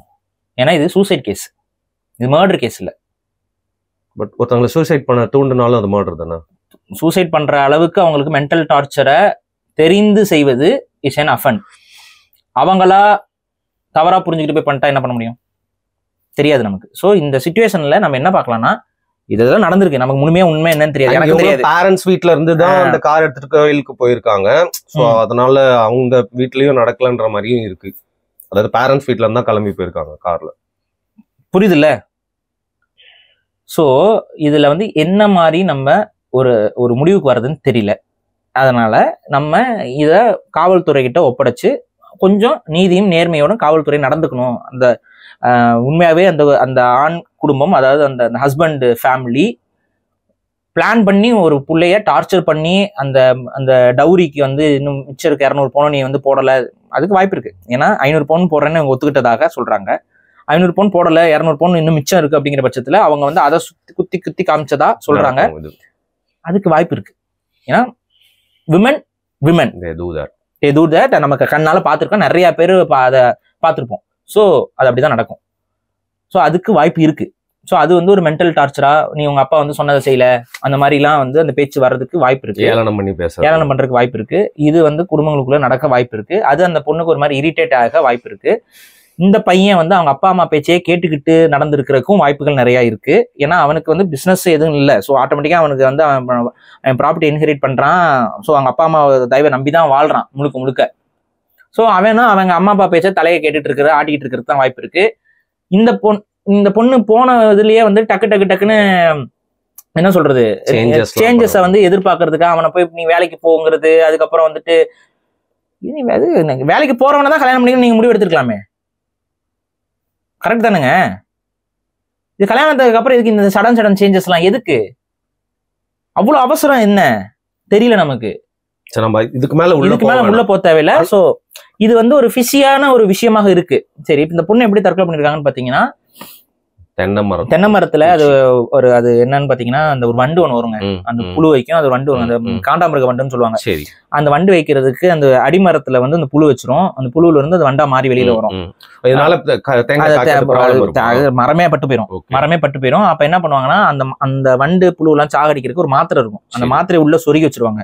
சொருகி வச்சுட்டு அது அந்த இதுல செத்துரும். அந்த மாத்திரையை தான் அந்த அம்மா வந்து வாயில போட்டிருக்காங்க. ரொம்ப ஹெவியான டாக்ஸிக் இது. அதை அவங்க எடுத்திருக்காங்க. ஸோ அதை எடுத்தோம்னா கண்டிப்பா காப்பாத்துறது ரொம்ப கஷ்டம். அவங்க இறந்துட்டாங்க. ஸோ இது என்னன்னா, அவங்க இறந்துட்டாங்க, அதுல வந்து நம்ம யாருமே நியாயப்படுத்த முடியாது. ஆனா இது ஒரு குடும்ப பிரச்சனை. இந்த குடும்பத்துக்குள்ள என்ன நடந்துச்சுன்னு யாருக்குமே தெரியாது. கண்டிப்பா பெற்றோர்கள், பெண்ணை இழந்த பெற்றோர்கள் ஆண் சைட்ல தப்பு இருக்குன்னு சொல்லி பேசதான் செய்வாங்க. அவங்க சைடு வழக்கறிஞர்கள் என்ன கைடன்ஸ் கொடுக்குறாங்களோ அதை தான் அவங்க வந்து மீடியால அவங்க பேசுவாங்க. புரியுதுங்களா? அதுல என்ன கைடன்ஸ் வந்து எல்லா வழக்கறிஞர்களும் ஜென்ரிக்கா கொடுப்பாங்க அப்படின்னு பாத்தீங்கன்னா, டொமஸ்டிக் வயலன்ஸ் இல்லாம கேஸை நடத்த முடியாது. டவுரியை கேட்டாங்க, டவுரி மட்டும் கேட்டாங்க அப்படின்னா, ஆமாங்க பேசும்போது பேசினாங்க, அது ஒரு வாயில கேட்டாங்க, வெர்பல் அக்ரிமெண்ட்ல கேட்டோங்க, அதுல வந்து அப்படின்னா அதுவும் பிரச்சனை ஆகாது. அப்ப அதுல அதை கேட்டு கொடுமைப்படுத்தினார்கள் தான் கேஸ் எழுத முடியும். இதெல்லாம் வந்து வழக்கறிஞர்களுக்கு தெரியும். நான் பேசுறது வழக்கறிஞர்களுக்கு புரியும். சாமானிய மக்கள் உங்களுக்கு புரியுதான்னு தெரியல எனக்கு. ஒரு கேஸ்ல போயிட்டு இருந்தாதான் புரியும். ஒரு கேஸ்க்குள்ள உங்க மேல குற்றத்தை எப்படி எழுதுவாங்கன்னு பாத்தீங்கன்னா அப்படிதான் எழுதுவாங்க. ஸ்ட்ராங்கா வந்து அவங்க மாமனார் வந்து அடிச்சாரு, கையை பிடிச்சி இழுத்தாரு, செக்ஸுவலா டார்ச்சர் பண்ண, இந்த மாதிரிலாம் போனாதான் இந்த கேஸ் வந்து ஸ்ட்ராங் ஆகும்னு அவங்களுக்கு தெரியும். ஸோ அதுக்கு மாதிரியான அலிகேஷன்ஸ் தான் வைப்பாங்க. இது பேஸ்லெஸ் அலிகேஷன்ஸ் அப்படிங்கிறதுலாம் வந்து அவங்க தரப்பு வழக்கறிஞர்கள் வந்து பேசுவாங்க, போவாங்க. இது இந்த காலத்துக்கு இது நடக்கும். இவங்க சிறைப்படுத்தப்பட்டவர்கள் ஒரு சில மாசங்கள்ல அவங்க வந்து ஜாமீன் கிடைச்சி வெளியில வருவாங்க. இந்த மாதிரி கேசஸ்ல இதுதான் நடக்கும். இது ஏன்னா டொமஸ்டிக், இது ஏன்னா கொலை செய்யலைங்க, இட்ஸ் சூசைட். இது எப்படி பாத்தீங்கன்னாலும் அது வந்து ஒரு தற்கொலை. இப்ப நீங்க நம்ம அந்த நார்த்ல நடந்ததெல்லாம் வந்து பாத்தீங்கன்னா அவ கொன்னுட்டு வந்துட்டா, திட்டமிட்ட கொலை, ஆளுகளை வச்சு கொலை பண்ணிருக்கா. ஆனா இது வந்து சூசைடல் கேஸ். சூசைடல் கேஸ்ங்கிறது அந்த பெண் தனது உயிரை எடுத்துக்கொண்டால் அதுக்கு காரணமாக இருந்தவர்கள் தண்டிக்கப்படுவார்கள். ஆனா அதற்கு காரணமாக தெரிந்தே அவர்கள் இருந்தார்களா?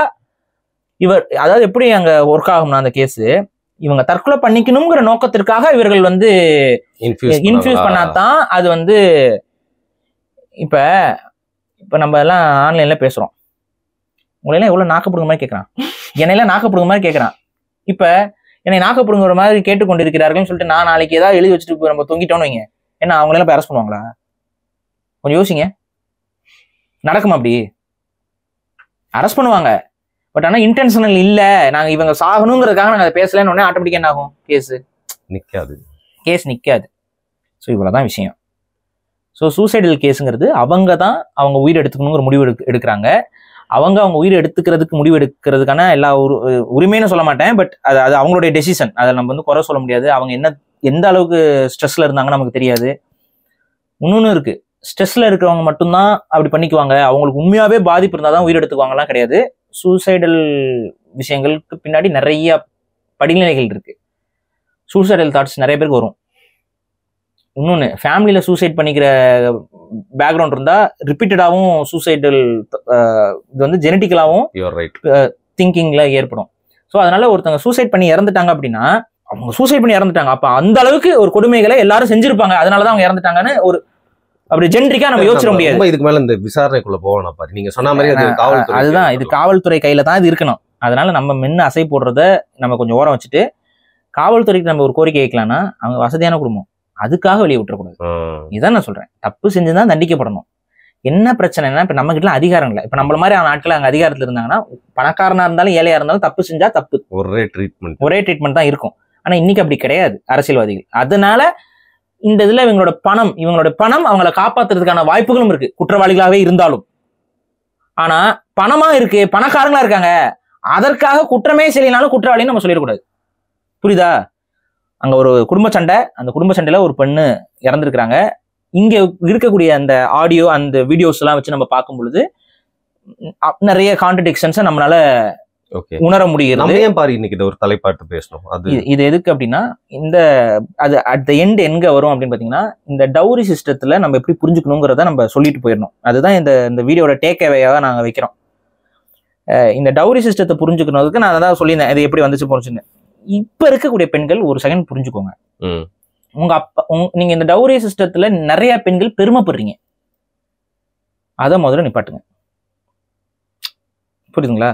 டவுரி சிஸ்டத்துல பெண்கள் பெருமைப்படுறாங்க, அவங்க அப்பாக்களும் பெருமைப்படுறாங்க, அவங்களோட ஃபேமிலியும் பெருமைப்படுது. இது வந்து சோசியல் ஒரு பிரஸ்டீஜா நீங்க பாக்குறீங்க, அதெல்லாம் கொஞ்சம் ஓரம் கட்டுவீங்க. ரெண்டாவது, அந்த திருமணம்ங்கிறது எல்லா உறவினர்களையும் கூப்பிட்டு நடத்துற திருமணம் தான். ஆனா ஆடம்பர திருமணம்னு ஒண்ணு இருக்கு, இயல்பு திருமணம்னு ஒண்ணு இருக்கு.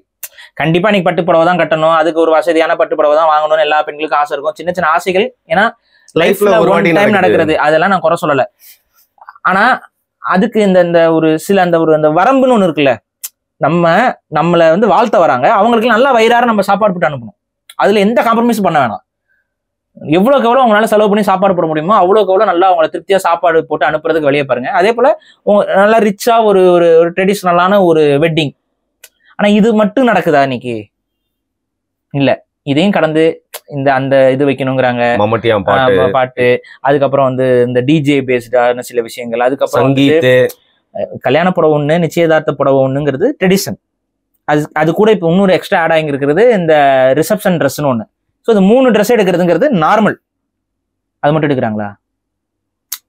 அதுக்கு மேல வெவ்வேறு ஈவெண்ட்ஸ் வச்சு ஒவ்வொரு ஈவெண்ட்டுக்கும் அதுக்கு தனித்தனியா மேக்கப், அதுக்கு தனித்தனியா ஹேர் ட்ரெஸ்ஸிங். இதெல்லாம் யாரோட காசு? அப்பாக்களோட காசு தானே. அதை வந்து ஏன் இன்னொன்னு சொல்லுங்க, மேரேஜ் அக்ரிமெண்ட்டுக்கு வரும்போது இங்க பாருங்க, பொண்ணுக்கு இப்ப சொத்துல பாத்தீங்க, கல்யாணம் பண்ணுவோம், நம்ம வசதிக்கு தகுந்த மாதிரி கல்யாணம் பண்ணிக்குவோம். ஸோ அது வந்து என்னால என் பொண்ணுக்கு எவ்வளவு செஞ்சு கல்யாணம் பண்ணி வைக்க முடியும்னு நினைக்கிறோமோ அதை நான் பண்ணிக்கிறேன். உங்க பையனுக்கு நீங்க எவ்வளவு செஞ்சு கல்யாணம் பண்ணி வைக்கணும் நினைக்கணுமோ அது 2 பேரும் வந்து ஒன்னா, நீ கல்யாணத்தை நான் பாத்துக்கிறேன், நிச்சயத்தை நீங்க பாத்துக்கோங்க. புரியுதுங்களா? இல்ல கல்யாணத்தை நான் எடுத்துக்கிறேன், ரிசப்ஷன் நீங்க பாத்துக்கோங்க. இதை ஒன்னா ஸ்பிளிட் பண்ணிக்கலாம், இல்லைன்னா வந்து ஒட்டுமொத்தமா ஆகிற செலவை பிரிச்சுக்கலாம். சேரன் சூப்பரா அந்த திருமணம்ன்ற படத்துல வந்து ஒன்னா இதை நடத்திக்கிறேன் நான், இல்ல நீ அதை நடத்து, இல்ல ஒன்னா நடத்துறதையே நம்ம ஸ்பிளிட் பண்ணிக்கலாம். இப்படி பண்ணிக்குவோம். என் பொண்ணோட என்னோட சொத்துல பாதி வந்து, அதாவது என்னோட சொத்து வந்து என் பொண்ணுக்கு என்கிரேட் ஆகும், பையன் இருந்தா அதெல்லாம் சரிசமா பிரிச்சு கொடுத்துருவோம். ஸோ இதுதான் என்னோட பொண்ணுக்கு வரப்போறது, இதுதான் விஷயம். அதே போல உங்க பையனுக்கு இருக்கிறது அது உங்க பிரச்சனை. ஸோ இதுக்கு ஓகேவா? முடிஞ்சிடணும். பிரச்சனை முடிஞ்சுதா? கல்யாணம் ஆயிட்டாங்க, வந்துட்டாங்க, ஆட்டோமேட்டிக்கா இந்த பொண்ணுக்கு வர வேண்டிய சொத்து வந்துடும், ப்ராப்ளம் சால்வ்டு. இந்த புரிதலுக்கு வாங்க. ஆனா இந்த புரிதலுக்கு வராமல் போறதுக்கு காரணம் என்னன்னா, இந்த நகை போடுறதுல ஒரு பெருமை. இது நீங்க ஒண்ணுமே இல்லை, கல்யாணத்துல வந்து அந்த பொண்ணுக்கு எவ்வளவு சொத்து போகுதுன்னு யாரும் பேச மாட்டாங்க. ஆனா கல்யாணத்துல அந்த பொண்ணுக்கு எவ்வளவு நகை போட்டாங்கன்னு எல்லாம் பேசுவாங்க. எவ்வளவு நகை போட்டு கட்டி கொடுத்தாங்க, எவ்வளவு நகை போட்டு கட்டி, இது எதுக்கு? இது ஒரு பிரஸ்டீஜ் ஐக்கானா நீங்க மாத்தி வச்சிருக்கீங்க சொசைட்டில. இதுக்கு காரணமும் பெண்களே. நகை ஆம்பளை போட்டுக்கிறது இல்ல, பெண்கள் தான் அதை போடுறீங்க. அப்ப நீங்க வேண்டான்னு சொல்லுங்க. எத்தனை பொண்ணுங்க வேண்டான்னு சொல்றீங்க? பழைய தூக்கி தூக்கி ஆம்பளை மேலேயே போடுறீங்க. எங்களுக்கு நகை வேண்டாம். எத்தனை பெண்கள் தயார்? முதல்ல வந்துட்டு அதுக்கப்புறம் பேசுங்க. பாடம் எங்களுக்கு ஆண்களுக்கு மட்டும் எடுக்காதீங்க ப்ளீஸ். கார்லாம் வந்து அவன் வாங்கிக்க மாட்டானா? ஏன்டா அவன்கிட்ட இல்லையா? சரி, அதுக்கு முன்னாடி என்ன கார் வச்சிருந்தாங்க? அவன் ஆல்ரெடி அவன் லக்ஸுரி கார் தான் வச்சிருக்கான். அவனுக்கு நீங்க திரும்ப வால்வோ கார் வாங்கி கொடுக்குறீங்க. அவன்கிட்ட அவங்க ஃபேமிலியா லக்ஸுரி கார் தாங்க வச்சிருக்காங்க. அவனுக்கு நீங்க திரும்ப ஒரு வால்வோ கார் வாங்கி கொடுக்குறீங்க. எதுக்கு வாங்கி கொடுக்குறீங்க? சொல்ற மாதிரி ஒரு பிரஸ்டீஜ் இஷ்யூ ஆயிடுச்சு. நீங்க வந்து பிரஸ்டீஜ்னு எல்லாம் பாக்குறீங்க. பிரஸ்டீஜ் பார்த்துட்டு இவ்வளவு வசதி அதுன்னு ஏன் உங்க அதாவது இன்னொன்னு, இந்த பிரஸ்டீஜ் நீங்க பாக்குறதுனாலதான் அந்த ஃபேமிலிக்குள்ளே போறீங்க நீங்க. இப்ப இந்த ஃபேமிலி இப்படி இருக்கு அப்படின்னா அந்த ஃபேமிலியை எதை வச்சு, என்ன எம்பிஏ படிச்ச மாப்பிள்ள வேற ஆளு கவுண்டர்ல இல்லவே இல்லையா? எல்லாருமே எம்பிஏ தான் படிச்சு. எத்தனை பேர் எம்பிஏ படிச்சிருக்கானுங்க? எனக்கு தெரிஞ்சவங்க பல பேர் எம்பிஏ படிச்சு சுத்திட்டு இருக்காங்க. நல்ல குணமான மாப்பிள்ள, ஒழுக்கமான மாப்பிள்ள, குடிப்பழக்கம் இல்லாத மாப்பிள்ள. இப்படி பாருங்க, நல்ல ஒழுக்கமா இருக்காப்புல, குடிப்பழக்கம் இல்ல, நல்லா நேர்மையா நடந்துக்கிறாப்புல, நிறைய பேருக்கு உதவி செய்யறாப்புல, ஒரு அன்பா நடந்துக்கிறாரு. இந்த மாதிரி குணங்களை பார்த்து ஒரு மாப்பிள்ளைக்கு கட்டி கொடுங்களேன். அதே மாதிரி நகையெல்லாம் போட்டு கூட கட்டி கொடுங்களேன். அதை நீங்க பார்க்க மாட்டீங்க. அவன் வசதியா இருக்கணும், அவங்க அப்பன் வசதியா இருக்கணும், தாத்தன் வசதியா இருக்கணும், அவங்க அரசியல் பதவியில இருக்கணும், அவங்க குடும்பத்துக்கு பாரம்பரியம் இருக்கணும், எல்லாத்தையும் கணக்கு போட்டு வச்சுக்கிட்டு நீங்க ஒரு இதை பண்ணி அனுப்புறீங்க. அங்க ஒரு சின்ன மிஸ்டேக் ஆகுது உங்க கணக்குல. ஆனா பழியெல்லாம் தூக்கி சமூகத்து மேலேயும் ஆண்கள் மேலும் தமிழர் பண்பாட்டு மேலேயும் போடுறீங்க. எரிச்சல் வருதா இல்லையா? தமிழன் கரெக்டா தான் இருந்தான். அன்னைக்கு இளவட்டக்கல்ல தூக்கி தான் அவன் கல்யாணம் பண்ணிட்டு இருந்தான். காலை அடக்கி வச்சுதான் கல்யாணம் பண்ணிட்டு இருந்தான். ஒரு தகப்பன் வருவான், நல்ல வீரமான இதுக்கு தான் என் பொண்ணை கட்டி கொடுப்பேன் அவன் முடிவு பண்ணான்னு என்ன பண்ணுவான்? ஒரு மாட்டை அவுத்து விடுவான். இந்த மாட்டை பிடிக்கிற வீரனுக்கு என்னுடைய மகள் அப்படிமா. எப்படி வேணாலும் வரலாம், என்ன சாதிக்காரன் வேணாலும் வருவான், ஏறுவான், ஏறுதல பிடிப்பான். வீரன், இவன் வீரன்டா, என் பிள்ளைய எப்படி இருந்தாலும் கண்களாம் பாத்துக்க வேண்டாம், கட்டி கொடுப்பான். அன்னைக்கு இளவட்டக்கல்ல தூக்குறவனுக்கு தான் கல்யாணம். இன்னைக்கு இளவட்டக்கல்ல தூக்குறவனுக்கு தான் கல்யாணம்னு வச்சோம்னா என்ன ஆகும்? யாருக்கும் கல்யாணம் எவனுக்குமே நடக்குது. ஆனா அன்னைக்கு எவ்வளவு ஒரு ஜெனட்டிக்கலா தமிழர்கள் யோசிச்சு ஒரு இளவட்டக்கல்ல தூக்கி போடுறான்னா அந்த அளவுக்கு அவனுக்கு உடல் வலு இருக்கு. உடல் வலு இருக்கிற ஆண் வந்து கண்டிப்பா அன்னைக்கு இருந்த உழைப்பு, ஏன்னா அன்னைக்கு இருந்த சமூகம் உழைப்பால் கட்டமைக்கப்பட்டது, வீரியமா இல்ல உழைப்பால். அவனுக்கு வீரம் இருக்கணும், அவனுக்கு உடல் உழைப்பு போடுறவனா இருக்கணும், ஆரோக்கியமானவனா இருக்கணும். அப்பதான் அவன் அந்த காலத்துல நிலைச்சு வாழ முடியும். அப்ப அந்த காலத்துல அவன் கரெக்டா தானே வச்சிருந்தான். அப்ப அதே மாதிரி இன்னைக்கு நல்ல ஒரு இன்டெலெக்சுவலான அவருக்கு பொண்ணு கொடுப்பீங்களா? நீங்க ஒரு நல்ல ரைட்டரு பொண்ணு கொடுத்துருவீங்களா? நீங்க ஒரு நல்ல ரைட்டருங்க, அவர் பெரிய அவர் சயின்டிஸ்டுங்க, ஆனா இப்பதான் படிச்சு அவர் ஃபேமிலிலாம் பேக்ரவுண்ட் கம்மியா இருக்கு, ஆனா இப்பதான் சயின்டிஸ்டா இருக்காரு, அவர் இஸ்ரோல வேலை பாக்குறாரு, கொடுத்துருவியா? நீ கொடுக்க மாட்ட. சொத்தை பாப்ப, சொத்து இருக்கணும் அவனுக்கு. இப்படிதான் பாத்துட்டு இருக்காங்க. இதெல்லாம் இப்படி கொடுக்க அவருக்கு கல்யாணம் ஆகாதுன்னு சொல்ல, கல்யாணம் ஆயிரும். ஆனா அவர் வந்து அவங்களோட ஸ்டேட்டஸ்ல தான் அவர் கல்யாணம் பண்ணுவாரு. அதுக்கப்புறம் அவர் ஸ்டேட்டஸ் வளர்ந்து அவரோட பொண்ணுக்கு மாப்பிள்ளை பார்க்கும்போது எங்க போய் பார்ப்பாரு? தன்னை மாதிரி ஒரு சயின்டிஸ்ட் நான் பாக்குறாரு. அவரு தன்னை மாதிரி அறிவை பயன்படுத்தி வளரக்கூடிய ஒரு நடுத்தர குடும்பத்துல இருந்து நம்ம பொண்ணு எடுப்போம்னு நினைக்கிறாங்களா யாராவது? கடலும் இணையணும்னு பாக்குறாங்க. இவங்க கஷ்டப்பட்டு முளைச்சு மேல வந்திருப்பாங்க. அதே போல கஷ்டப்பட்டு உழைக்கிற ஒரு பையனுக்கு நீங்க பொண்ணு கொடுத்துருவீங்களா? கொடுக்க மாட்டீங்க. ஏன்னா அது அது அது வந்து கொடுக்கணும்னு நான் சொல்லல, பட் நேச்சருங்க. சரி, அந்த பொண்ணுகளா வந்துட்டு முடிவெடுக்கிறதுனா பரவாயில்ல. எத்தனை பொண்ணுங்க அந்த மாதிரி கரெக்டா நீங்க முடிவு எடுக்கிறீங்க சொல்லுங்க. நீங்களே நிறைய பொண்ணுங்க எல்லாம் கரெக்டா முடிவு எடுத்துட்டு இருக்கீங்களா? உங்களுக்கே தெரியும்.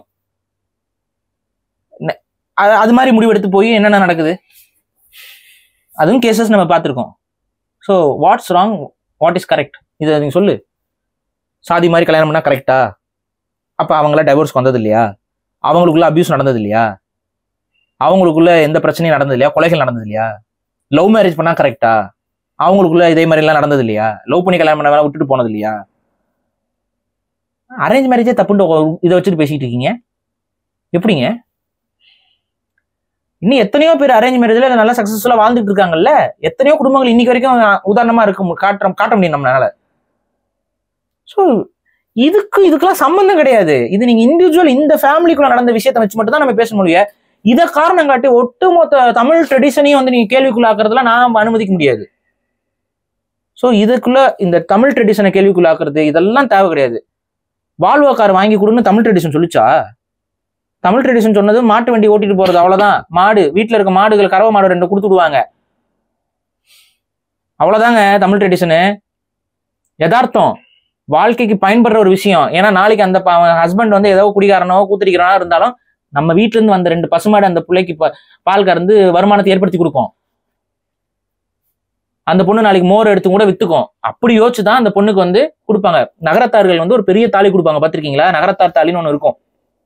அது அவங்க எப்பவுமே போட்டிருக்க மாட்டாங்க. ஆனா எல்லா பெண்களுக்கும் நகரத்தார் சமூகத்துல கட்டி கொடுப்பாங்க. எதுக்கு தெரியுமா? அது அவங்க பிசினஸ் கம்யூனிட்டி. ஹஸ்பண்ட் வந்து பிசினஸ்ல விழுந்துட்டா, சப்போஸ் திரும்ப ஒரு முதலீடு வேணும்ல, அந்த முதலீடுக்கு அந்த தாலி அதை வச்சு அதை கொஞ்சம் வித்துக்கிட்டு ஏதாவது பண்ணி நம்ம வந்து திரும்ப ஒரு முதல்ல உருவாக்கிக்கலாம். அந்த முதலுக்கான இன்னும் எக்ஸ்ட்ரா பேக்கப் அவங்க கொடுத்துடுறாங்க தாலியா. அது பெருசா இருக்கும், நல்ல வெயிட்டா இருக்கும் அந்த காலத்து தாலி. என்னது இது? ரொம்ப ஒரு முன்னேறிய சமூகங்க தமிழ் சமூகம். எல்லாத்தையுமே லாஜிக்கா பார்த்த சமூகங்க. இதை வந்து இன்னும் மூட நம்பிக்கை மாதிரியும் எல்லாம் முட்டாள் சமூகம் மாதிரியும் உடனே கொங்குக்காரங்கனாவே இப்படித்தாங்க. இதெல்லாம் என்ன மாதிரி ஸ்டீரியோ டைப்பிங்? அங்க 1-2 இன்சிடென்ட்ஸ் அப்படி நடக்குதுன்னா கொங்குக்காரங்கனாவே இப்படித்தானே அப்படின்னா என்ன பேச்சு பேசலாம்? அப்ப தென் மாவட்டத்துல நிறைய வெட்டுக்கூத்துகள் நடந்துகிட்டு இருக்கு, என்ன சொல்லலாம்? பிராண்டிங் பண்றது யார பண்ணாலும் தப்பு தான். இப்ப சென்னையில எல்லாம் விபச்சாரம் நிறைய நடக்குது, என்ன சொல்லலாம்? எங்க ஊரை பத்தி பேசுறீங்க? அதோ கோவம் வந்துடும். நிறைய கஞ்சா கடத்துறாங்க சென்னையில, என்ன பண்ணலாம்? நாங்க தான் கஞ்சா வயல் வச்சு எல்லாருக்கும் சரி, கப்பல்ல இருந்து ஹெராயின் வருது, கொக்கைன் வருது ஹார்பர் மூலியமா, என்ன பண்ணலாம்? ஆயுத கடத்தல் நடக்குது, என்ன பண்ணலாம்? இதுக்கெல்லாம் வந்து மக்களை குறை சொல்லக்கூடாது. இது திருட்டு பயலுக்கு, அயோக்கிய பயலுக்கு, முட்டா பயலுக்கு ஏதோ 4 பேர் பண்றதுக்கு எல்லாருமே அப்படிதான் நம்ம ஒரு மாதிரி ஜெனரலைஸ் பண்ணிட்டு போக கூடாது. இதுல ஒரு அரசியல் வேற. கொங்கு பகுதினா இப்படித்தான், இது ரொம்ப தப்பு. ஸோ நான் இங்க என்ன சொல்றேன்னா, இந்த குடும்பத்துக்குள்ள நடந்தது இழப்பு, அந்த பெண் இழந்தது இழப்பு. அது அவங்களோட அந்த ஆடியோ ஃபுல்லா நம்ம கேட்டோம், அது ரொம்ப கஷ்டமா இருந்துச்சு. ஆனா ஒரு அப்பாவா அவங்க அப்பா என்ன நல்லது செய்யணுமோ அதை தான் அந்த பொண்ணுக்கு செஞ்சிருக்காரு. அவங்க குடும்பம் எப்பேற்பட்ட குடும்பங்கிறது நமக்கு தெரியாது, அவருக்குமே தெரிஞ்சிருக்க வாய்ப்பு இல்லை. ஏன்னா அவங்க அதுக்கு முன்னாடி எந்த ஒரு கிரிமினல் வழக்கும் செஞ்ச மாதிரி தெரியல. ஸோ அவங்களோட இது என்னன்னு தெரியல. இன்னும் நான் சொல்றேன், அவன் உண்மையாவே செக்ஷுவல் பெர்வர்ட்டா இருக்கிறான்னு வைங்களேன், அதுக்கு காரணம் யாரு? யார நீங்க அப்படி சொல்லுவீங்க? பான் இண்டஸ்ட்ரி யாரு இன்னைக்கு லீகலைஸ் பண்ணிட்டு இருக்கா? பான் வந்து இப்ப சரி இவ்வளவு குறை சொல்ற இந்த கூட்டம் எல்லாம் இருக்குல்ல, பானை வந்து தடை செய்யலாம்னு சொன்னா ஒத்துக்குமா? அது மனித சுதந்திரத்தின் நாகரிகம். எங்கடா டேய், இப்ப புரியுதா நான் ஏன் உட்காந்து கழுதியா கத்திக்கிட்டு இருக்கீங்கன்னு? சொல்லோ தப்புக்கு நீங்க ஆதரவா நிப்பாங்க, கடைசியில தப்பு நடக்கும்போது பழைய தூக்கி நம்ம மேல போட்டுருவாங்க. புரியுதா நான் சொல்றது? பான் இண்டஸ்ட்ரி எவ்வளவு வக்கரத்தை உருவாக்குதுன்னு இப்ப புரியுதா? கட்டின பொண்டாட்டி எவனா கட்டி போடுவானா? அது நடந்தது உண்மைன்னு வச்சுக்குவோம். உண்மையா போயானுங்கிறதுல எனக்கு கன்ஃபியூஷன் வந்துருச்சு இந்த சில ஸ்டேட்மெண்ட்ஸ் மூலமா. சரி ஓகே, அவன் கட்டி போட்டு அவன் சித்திரவதை பண்ணியிருக்கான், எங்க இருந்து அவன் கத்துக்கிட்டாங்க? நிச்சயமா பான் தான். அப்ப அதை தடை செய்யணும்ல.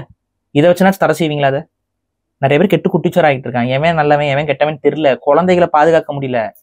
குழந்தைகளை, பெண் குழந்தைகளையும், சின்ன பெண் குழந்தைகளை விட்டுருங்க, குழந்தைகள் பொதுவா நாய்க்குட்டிய அடுத்த உடம்பு விட்டுட்டு போக முடியுமான்னு டவுட் ஆகுது இன்னைக்கு. பூசணிக்காக்கு பாதுகாப்பு இல்ல, என்ன பண்ணலாம்? இப்ப இவ்வளோ மோசமா வந்து சமூகம் மாறிக்கிட்டு இருக்குன்னா அதுக்கு ஒரு மூல காரணமாக ஆல்கஹால் இருக்கு, அதுக்கு ஒரு மூல காரணமாக பான் இண்டஸ்ட்ரி இருக்கு. இதெல்லாம் தடை செய்யணும்னு நான் பேசுறேன்னா நீங்க என்ன சொல்றீங்க? பிற்போக்குவாதிங்கிறீங்க. இப்ப நீங்க என்ன சொல்றீங்க? அதனால பாதிப்படைஞ்சாலும் பிற்போக்குவாதி, அதனால பாதிப்படுறது முன்னாடியே நம்ம அறிஞ்சு சொன்னாலும் பிற்போக்குவாதி. என்னடா உங்க பிரச்சனை? அவுத்து போட்டு அலையணும், யாரும் கேட்கக்கூடாது. அதுலயும் கொலை நடக்குது, அதையும் பேசக்கூடாது. சரி, நம்ம இந்த அவுத்து போட்டு அலையிறது, இந்த மாதிரி எல்ஜிபிடிக்கு இதுல எல்லாம் அந்த கொலை நடக்காம இருக்கா? எல்ஜிபிடி கொலைகள் எவ்வளவு நடந்துட்டு இருக்கு. நேத்து பாத்தீங்களா ஒரு நியூஸ், பெங்களூர்ல பெத்த பொண்ணை லெஸ்பியன் செக்ஸுக்கு ஒரு அம்மா வந்து ஹராஸ்மெண்ட் பண்ண, பெத்த பொண்ணு ஹராஸ்மெண்ட் பண்ணி, அது வந்து பெங்களூர்ல வந்து இவங்க அந்த செக்ஸுவல் இது நடக்குவாங்கல்ல, அந்த அவேர்னஸ் இது, அது வந்து ஒரு கிளாஸ் நடத்திருக்காங்க. அந்த அவேர்னஸ் கிளாஸ்ல அந்த பொண்ணு சொல்லியிருக்கு, எங்க அம்மா இப்படி பண்றாங்க அப்படின்ட்டு. 14 வயசு புள்ள. சில செய்திகள் கண்ணில் படாம இருக்கிறதே நல்லது. எங்க அம்மா இப்படி பண்றாங்க, இத்தனை வருஷமா என்ன போட்டு அபியூஸ் பண்ணிட்டு இருக்காங்க அப்படின்னு சொல்லி அதை சொல்லியிருக்கு. உடனே அதை விசாரணைக்கு ஏற்படுத்தி போய் அவங்க வந்து விசாரணையில ஒப்பாகி ஒத்துக்கிட்டு இருக்காங்க. அதனால அந்த பொம்பளையும் கைது பண்ணியிருக்காங்க. இப்ப என்ன பண்ணலாம்? சிம்பிளா சொல்லிட்டேன், சரியா எல்லாத்தையும் நியாயமா பாரு, எல்லாத்தையும் ஒன்னா பாரு. இதுல நம்ம ஏதாவது வந்து துலாம் ராசிக்காரன்னு சொல்லிட்டு நம்ம ஒரு சார்காஸ்டிக்கா ஒரு விஷயத்த சொல்லிட்டு போறோம். அது ஏன்னா ஒரு காமனா ஒரு பிலீஃப் இருக்கு. அதை சொன்ன உடனே துலாம் ராசிக்காரன்னு உட்காந்து ஜோசியம் சொல்ற மாதிரி சொல்லிட்டு இருக்காங்க. இப்படிலாம் நான் அந்த மாதிரிலாம் உங்களை எல்லாம் ட்ரோல் பண்ண ஆரம்பிச்சேன்னா எங்க போய் நிப்பீங்கன்னு தெரியாது. ஸோ புரிஞ்சுக்கோங்க. ஸோ இதுதான் விஷயம். எல்லாத்தையும் நம்ம ஒரு பரந்துபட்ட பார்வையில தான் பார்க்கணும், ஒரு எல்லா பக்கமும் பார்க்கணும். உலகம் ஒரு பக்கம் போகுது, அதான் நானும் அது பக்கம் போகிறேன் அப்படின்னு போயிடக்கூடாது. அப்படி போனா நியாயத்தின் பக்கம் நம்ம நிக்க முடியாது. ஸோ இந்த கேஸை பொறுத்த வரைக்கும் இது முழுக்க முழுக்க காவல்துறை கட்டுப்பாட்டில் எடுத்து ஒரு சீரிய முடிவை எடுத்து அந்த இறந்த அந்த பெண்ணுக்கு ஒரு நியாயத்தை வாங்கி கொடுக்கணும். அதுக்கு எல்லா பக்கமும் விசாரிக்கணும். பணத்தோட யோசிக்காதீங்க. அதே போல அவங்க அம்மா மேலேயும் அவங்க மாமியாரையும் கைது பண்ணியிருக்கணும். அதையும் நான் தெளிவாக தான் சொல்றேன். இன்னும் அந்த குடும்பத்துக்கு ஆதரவாக பேசிட்டான்னு சொல்லாதீங்க. நான் எல்லாத்தையுமே தெளிவாக சொல்லிட்டேன். அந்த அம்மாவையும் நீங்க கைது பண்ணியிருக்கணும். பண்ணாம விடுறது தப்பு.